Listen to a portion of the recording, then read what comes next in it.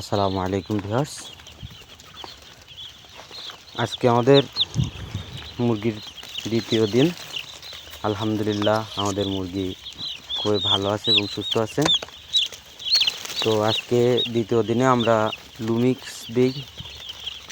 Lumix kidney সুরক্ষা দেয় এবং অ্যান্টিবায়োটিকের বিশুদ্ধতা কাটাতে সাহায্য করে ও অ্যান্টিবায়োটিকের ধকল কাটাতে সাহায্য করে। লুমিক্সের সাথে একটা অ্যান্টিবায়োটিক দেওয়া ভালো, যেমন আমরা মুরগির দ্বিতীয় দিনে আজকে ডক্সিভেট এবং লুমিক্স 1 লিটার পানিতে লুমিক্স 1 থেকে 2 মিলি এবং ডক্সিভেট 1 লিটার পানিতে 1 থেকে 1.5 মিলি ব্যবহার করি।